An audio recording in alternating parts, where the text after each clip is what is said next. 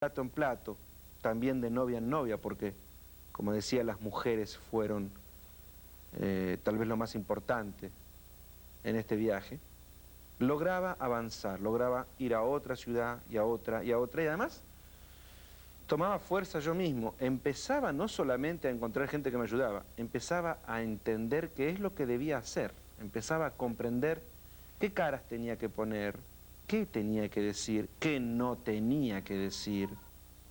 Una actitud de cachorro abandonado, como algunos decía, iba a tener las puertas abiertas, iba a encontrar la gente que recordara que cuando niños habían tenido también locos sueños.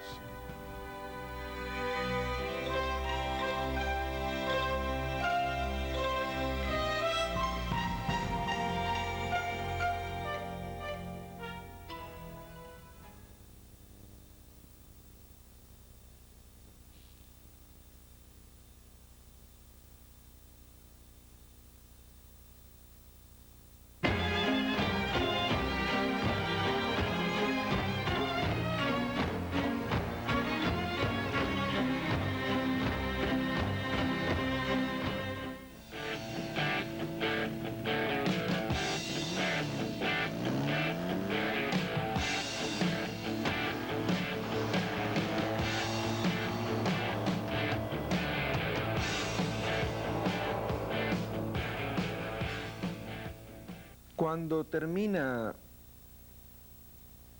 esta suma de despedidas en las primeras ciudades de Brasil, como Recife, Fortaleza, llego a Belém do Pará, donde desemboca el río Amazonas, y ahí me encuentro con el primer problema grave de mi viaje, porque se terminaba la carretera, se terminaba el asfalto, y entonces tenía que enfrentarme con el río Amazonas, y la gente me decía, bueno, pero ¿usted dónde va? Y voy para Venezuela. No, no, señor, no, pero por acá, sí, bueno, por acá, no, pero usted se equivocó. Usted es de Argentina, ¿no? Bueno, usted tenía que haber ido por Chile y tenía que haber subido por la Panamericana. No, pero yo quiero ir por acá porque tengo que ir a todos los países del mundo. Y sí, pero por acá es el río Amazonas, no hay carreteras, además están los indios. Entonces yo les explicaba que bueno, que eso es lo que quería buscar. Y ahí me embarqué en un barquito muy parecido a aquel de la película Fitzcarraldo, aquella película de Klaus Kinski.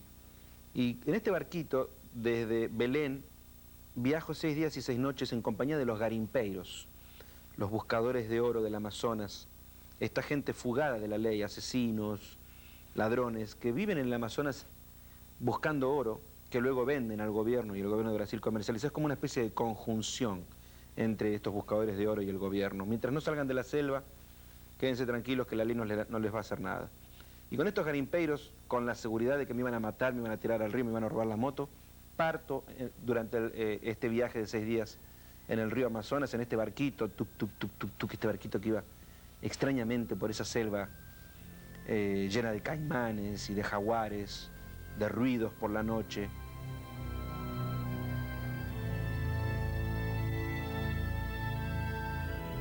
Luego jugaban un juego de cartas que se llamaba Billo. Entonces me decían que yo tenía que jugar. Y yo sabía bien que estos juegos de cartas terminaban siempre en la muerte de alguien. Además porque jugaban a las cartas poniendo su revólver arriba de la mesa. Parecía el Far West, sus machetes, sus cuchillos. Y por diversión siempre alguien terminaba muerto. Y bueno, yo no quería meterme en ese juego, obviamente, pero me obligaban a la fuerza a jugar. Y jugaba, me acuerdo que ganaba la primera ronda, ganaba la segunda, ganaba la tercera, juntaba bastantes cruceros.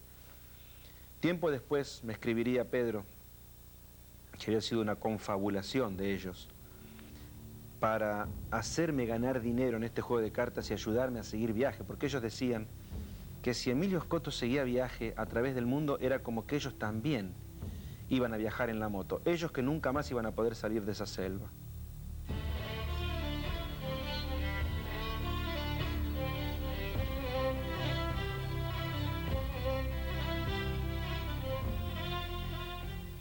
Y desde ahí me meto en una carretera que se llama BR-81, a la cual yo bauticé la Comehombres.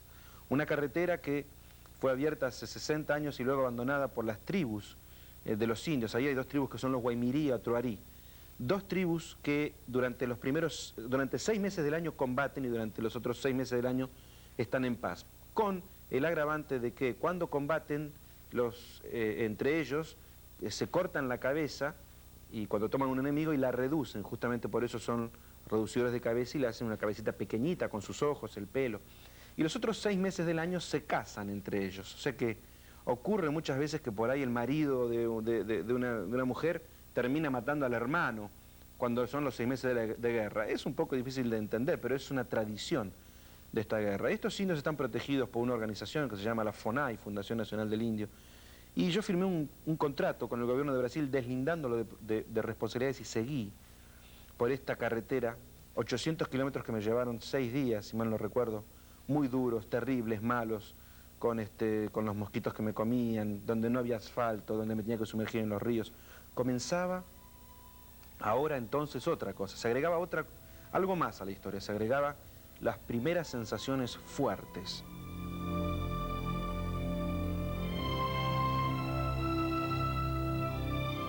Desde ahí comencé a Venezuela, Colombia, los Andes, los programas de televisión en Bogotá, y ahí llegaba a Cartagena de Indias, donde daba por finalizado el continente sudamericano. Y en Cartagena de Indias, aquella ciudad atacada por los piratas, la ciudad amurallada más grande del mundo, declarada Patrimonio de la Humanidad, encontraba el calor de Colombia, encontraba el Caribe, encontraba la música, encontraba el sexo, aprendía, empezaba a descubrir comidas extrañas, para luego saltar a Centroamérica. Ahí vino Panamá, Costa Rica, Nicaragua, la guerra de Nicaragua. En Nicaragua me disparan a 10 centímetros de la moto. Me acuerdo que iba con la moto pensando, ya iba convencido de que estaba muerto. Desde el momento que había dejado Costa Rica, y además por todo lo que me decían, sabía que en Nicaragua terminaba la historia. Había escrito, me acuerdo, una noche una carta de despedida a mi madre, explicándole que no se preocupara, que bueno, que yo iba a morir, bueno, pero o sea, verdaderamente era la persecución de Emilio Scotto contra Emilio Scotto, pero porque me iban a introducir en un país en guerra. Y ahí en Nicaragua me acuerdo que había unos carteles, en un momento había un cartel que dice policía acostado. Entonces me miro con la moto, policía acostado. Qué interesante. ¡Pum! Y pego en un lomo de burro, a los cuales ellos llaman policía acostado, muy alto con la moto. No me caigo, pero el golpe fue tan grande que tuve que parar. Y cuando paro, tras cartón escucho ta, ta, ta, ta, ta, y bueno, una ráfaga de ametralladora a 10 centímetros de la moto que me dejó petrificado.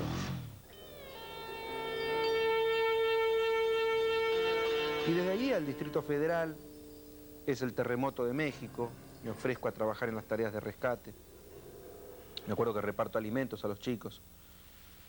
Y sigue el viaje hacia el norte de México y llego a los Estados Unidos, donde entro por la frontera de Nogales, para dirigirme hacia el único nombre que a mí me llamaba la atención, el único nombre que decía, bueno, tengo que ir hasta ahí, que era Hollywood, en la costa oeste de los Estados Unidos, hacia California, hacia Los Ángeles. Y hacia ahí me dirigí. Y es interesante, porque yo no hablaba ningún idioma. Y me acuerdo que paro en uno de estos restaurantes de cadena a comer una hamburguesa. Entonces cuando me pongo en la fila, me preguntan algo que entiendo yo que será que quiere comer, y entonces yo miro y le digo, hamburger. Entonces la chica me mira y me dice en inglés algo que entiendo que será, ¿cuál? Entonces ella me dice, ¿no? With tomato, with onion, without onion, which one you want? Y señalan. Entonces yo la miro y le digo, hamburger. Claro, la mujer ya empieza a cambiar la cara. Yes, sir. Hamburger. Which one you want? With onions, with tomato, with mushroom, which one? Y entonces yo la miro y le digo, hamburger. Porque era lo único que sabía decir. Y bueno, y ahí me empiezo a dar cuenta de que se había terminado el mundo del español. Entraba ya a otro mundo distinto, a otra nueva dimensión. Seguían agregándose cosas, ahora era el inglés. Ya tenía que pensar en que no me iba a poder hacer entender y que no iba a ser tan fácil, ni siquiera conquistar a una chica. Y así recorro en aquel entonces 23 estados de los Estados Unidos. Al volver, muchos años después, donde terminaba la primera vuelta al mundo, agregué más estados. En total he conocido 42 estados de los 50 que tiene la Unión. Y desde ahí parto hacia la ciudad de Nueva York, para, en un avión carguero, gracias a la ayuda de gente, partir hacia el segundo continente, hacia Europa.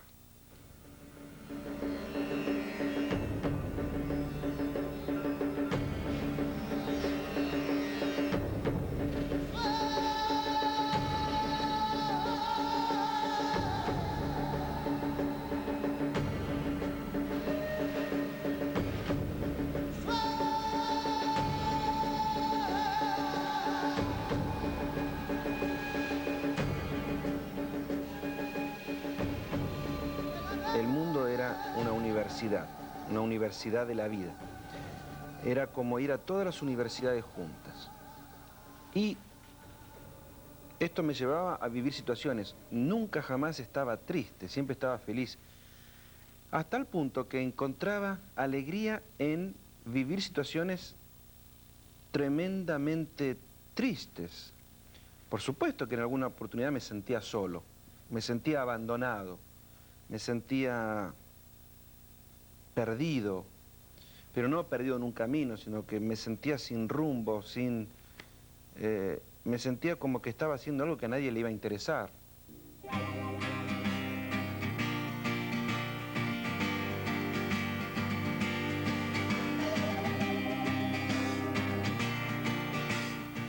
Y desde ahí, bueno, bajo ya entrando a los países del este, Polonia, Checoslovaquia, la Rumania de Ceausescu, el muro de Berlín.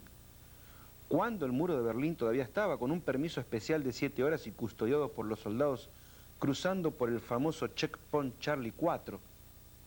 Y luego Checoslovaquia, Hungría, Austria, Liechtenstein, Italia, ahí es donde justamente al regresar a Italia el Papa bendice la moto personalmente. Y desde ahí me voy a África. Y África es el continente que cambia la personalidad de Emilio Scotto. En África paso 2 años y un día.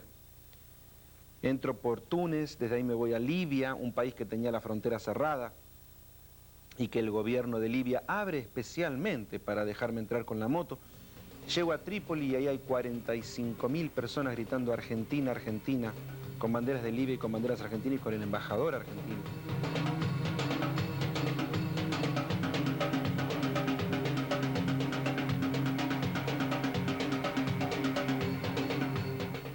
Cruzo el desierto del Sahara con una moto de 400 kilos, los oasis de Insalat, El Golea, Tamanrasset, Azamaca, la famosa ruta del París-Dakar, pero solo, con una moto enorme, un desierto que me lleva 18 días,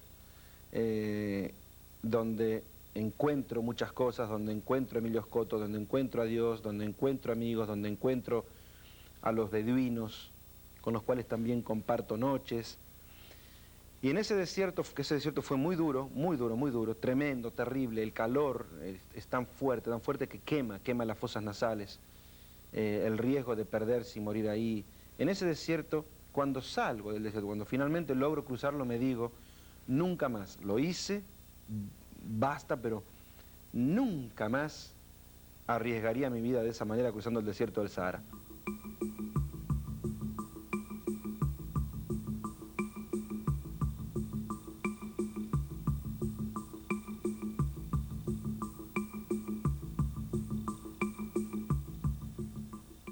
Y empiezo a abrirme camino en la selva, siguiendo las huellas de los elefantes, siguiendo la huella de los babuns, unos monos grandes con trompa larga, muy peligrosos, que de hecho es el único animal que en realidad me ataca físicamente en África. No llegan a morderme, pero lo intentan. Bueno, yo justo tengo la moto caída.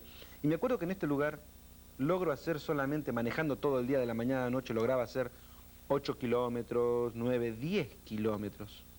Como máximo, era lo que después de todo un día veía que había corrido en el velocímetro.